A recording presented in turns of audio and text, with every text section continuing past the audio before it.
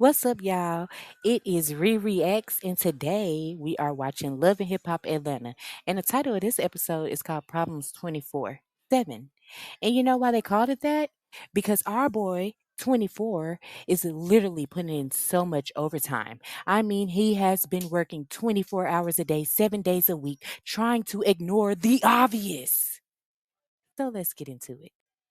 So y'all already know they the storyline for this season, so they did go ahead and open up this episode with them.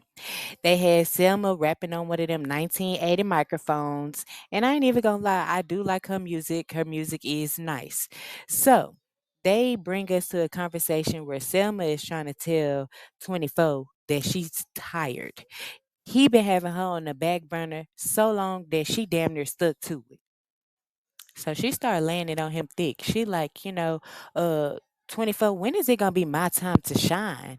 Because, I'm looking at Meg the Stallion, and I'm looking at Cardi B and everybody else, and they need to know that there's somebody out there that go harder than them. And he just tell her, like, Selma, I know, but I be busy. And she like, yes, I do, which is why I have time to cheat, but we ain't gonna talk about that. But yeah, he like, yeah, we gonna get you there. She like that's the same thing that you always say 24. You say that shit 24/7.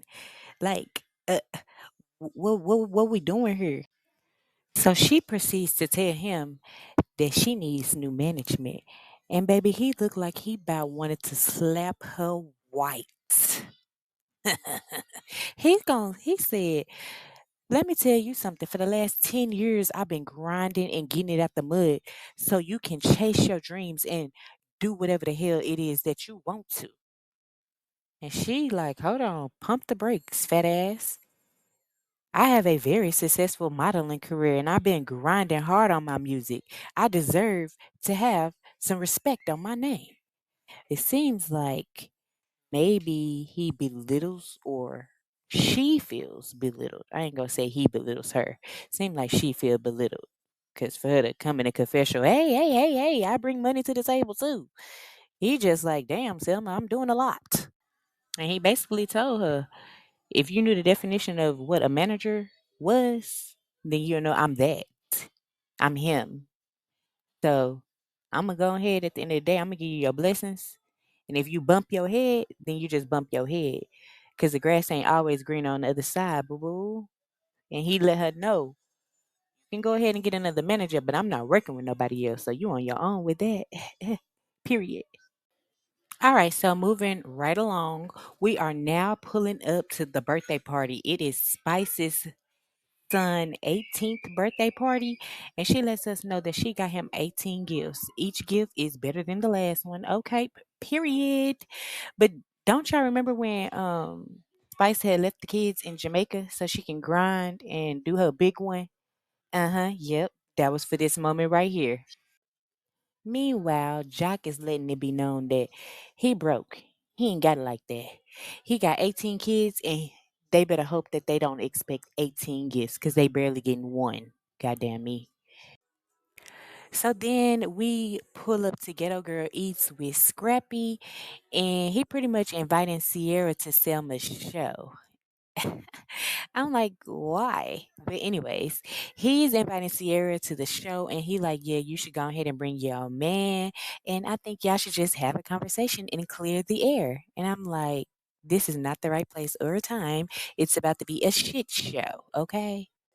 So now we done pulled up to a studio session with Spice, and she is letting us know that her son wants to do music and she is going to support his career, but she does want to let him know that, hey, this industry can be dark. So you need to be clear on the path that you are going down and don't be easily influenced. So she did invite Young Joc and his son to, try to give him some word of encouragement. I guess, hearing it from a man instead of your mom, it would be better. And honestly, it looks like Spice's son is not giving two shits about what Young Joc and his son have to say. What is Young Joc's son gonna tell Spice? That nigga ain't got nothing going for himself. Joc was just on here crying about a few seasons ago about him being a hothead hanging with the wrong people. So what advice is he giving Spice's son? This scene was so forced. Let's move on. So we done left that studio session and now we making a real quick stop at Kirk and Rasheeda house just to check on them and see how they holding up. They didn't get the details, not the details that y'all looking for. So some of you may know, but for the ones that have not heard, their son Kai was involved in a shooting where he had to pew pew and, put somebody down for their daughter Kelsey. They let us know that they are stressed the hell out about this situation. For one, they didn't even know Kelsey was over there dealing with all that with old dude. Allegedly, he was over there putting them paws on her. So I'm guessing that's why their son Kai came over there and all of that went down. So yeah, they was like, we didn't even know Kelsey was dealing with that. And no, they did not speak on Kai. So I'm guessing they cannot. They did mention that Kai and Kelsey are not speaking to each other. So I don't know what's going on there. So I wonder how Kelsey feeling about the situation. Like maybe she didn't want Kai to take it that far or whatever. But present time, Kai did get off for it. They said it was self defense. So the autopsy is out and everything. So yeah, y'all can go look into that and figure out all the details with what's going on with that. So y'all can have a better understanding with their storyline that they got going on the show. And I really don't even want to call it a storyline because obviously it's true. It's their real life. So I guess Love and Hip Hop trying to let y'all know that they is not scripted. So now we go out to brunch with the divorce crew. You got Bambi, Carly Red, and now Yandy.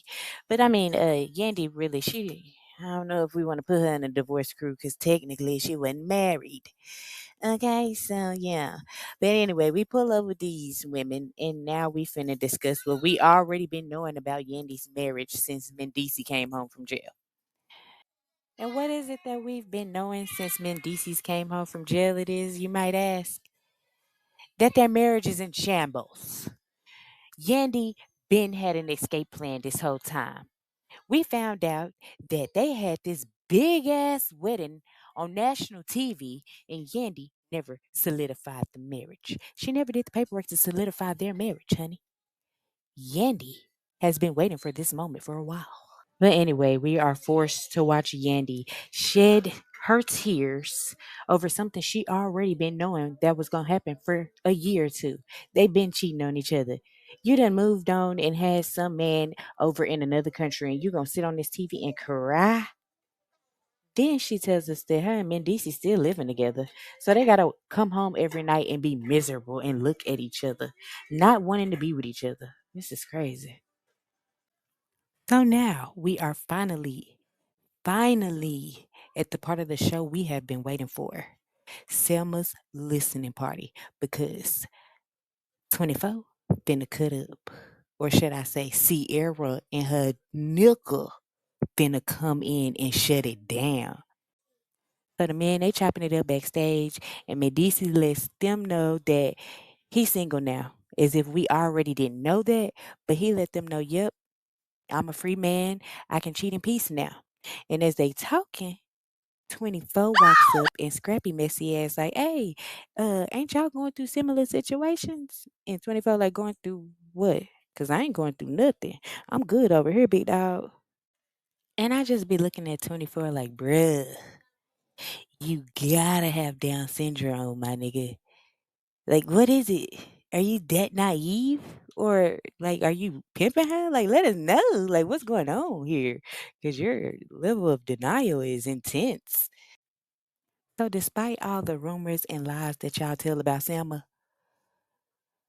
24 done pulled off a nice showcase for his wifey that he loves so dearly. She deserves it. Now, no shade. She did rock out. I do like her music, and I was jamming with everybody else in the crowd. It do go hard. He needs to push it. I don't see why he's not. So Selma gets off stage and she is happy that Sierra friends came. She was like, "Oh, I didn't think that they was gonna come because these Sierra homegirls. What are they here for? Obviously to check your temperature and see what the hell you got going on because everybody want to know if you're lying or not." But anyway, they proceed to sit down and they asked her, "Say, how has it been? What's going on? Pretty much, are you cheating, bitch? Spill the tea." So of course they waited no time to dive on in because I'm like, don't. I need to know the tea. Did you cheat? So they proceed to ask her. And she like, man, Sierra's just worried about my business. And, and I don't know why she worried about it for. And they like, so girl, did you sleep with him or not? She like, they trying to make it like I'm actively with him, but I'm not. And Carly Red like, well, Sierra has receipts. And she like, girl, them receipts owed. So now it's after the show, and 24 is talking to the producers. He's talking to Jazzy Fat and whatever the other dude name is. And, they don't know what's going on with him and Selma. So they giving him his praise. They're like, damn, you was recording her all on stage. You really doing it for Selma. And he like, yeah, yeah. And Scrappy just over there burning in his britches, dying on the inside. So he pulls 24 to the side and he like, hey, the cameras are not listening, but what do you believe? And at this very moment, we really thought it was about to be a breaking point. And 24 was going to open up and tell us something. This man looked Scrappy right in his eye and said, nigga, I believe the truth. Goddamn me. The fuck is you talking about? Get your ass up on my face.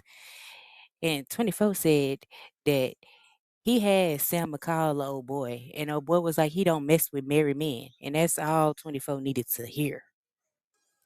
So now Selma and 24 finally get together and they have a little chit chat. And she like, yeah, babe, I thought I might have needed a new manager, but you really did your thing tonight, bringing out Jazzy Fat and Drama Boy. Like, I'm really proud of you, babe. Like, I ain't going nowhere. And I'm like, ooh, the manipulation is real heavy. Is that what she did to get her way? Like, 24, I'm cheating on you, ooh. And then he go provide the bag. Like, I'm confused. But yeah, she got that showcase. So now, plot twist. Sierra and her dude done pulled up. And now they finna have a conversation with Selma and 24. So they approached them or whatever, and Sierra like, hey. And here go 24, hey. I'm like, damn, can can your girl speak? So he started going back and forth with Sierra, and she like, damn, I'm not even trying to talk to you right now, but I did have a sit down with your girl the other day. And he like, okay, yeah, what about it? So 24, he is agitated. Like he is going back and forth with Sierra. Like he's so agitated that her dude had to step in and was like, nigga, is you cool? Like, is you good right now? You acting like you done sniffed a line of coke or something. He like, damn, we just trying to tell you, like, check your girl. And this where all hell broke loose because then 24 was like, nigga, check your hoe. And he like, hoe? He like, yes, hoe. So Sierra like, your girl is the real hoe. And this when I started to really believe Sierra and her dude. Because Sierra's dude looked at Selma and with all sincerity, he was like, Selma, like, come on, y'all was just testing the other day. And baby, Sierra, not Sierra, but Selma, she still was just giving that poker face. So now 24, he on 10. Well, actually, he about on 20. And he's still up here going back and forth with Sierra. So then he proceeds to call her another hoe. And that's what set Sierra dude off. And he was like, nigga, I watched them sleep together. And I'm like, what? But anyway, you confirmed the T. I mean, you seen it with your own eyes, but we'll get to that part later. What? You seen it? But okay, anyways. And if that wasn't bad, Sierra in the background talking about, yeah, your ass ain't tall enough, 24. You a shrimp. And I'm like, yep, that's about to set him off. And soon as I had that thought, 24 went charging like a raging bull at Sierra dude. And then he ended up bouncing back and falling on his ass. And I'm like, God damn, bro, a double L. And here go Carly Red, Miss Yes.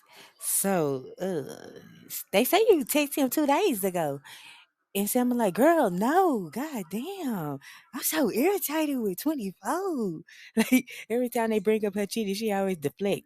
She always gotta flip it and change the subject and put it off on somebody else. Now she irritated with 24. Girl, did you text him 2 days ago or not? 2 days, 2 years? Like what is it? So You begin the show crying about how he ain't doing enough as your manager. So this nigga show up and show out. Get the whole bankhead at your listening party. Stood 10 toes down for you and your cheating allegations. Fall over like Humpty Dumpty himself. And you're going to have the nerves to start pouting and telling your little friends that you're irritated with his actions because he did too much. So after all of that went on, 24 still comes up to his girl while she is nagging and complaining about him to Carly Red, and he grabs her hand, checks Carly Red, and they proceed to walk off in the sunset. Like, this finna become a series. Selma, babe, are you cheating? Let us know. She is cold as fuck, boy. Y'all, thank y'all for listening. Please like, share, and subscribe. This is Re Reacts, and y'all tune in for next week so we can figure out what Thelma has going on. Cause baby, if she cheating for real, she cold as hell. Honey needs to write a book, or either he is her pimp. Plot twist. Yeah, we gotta know.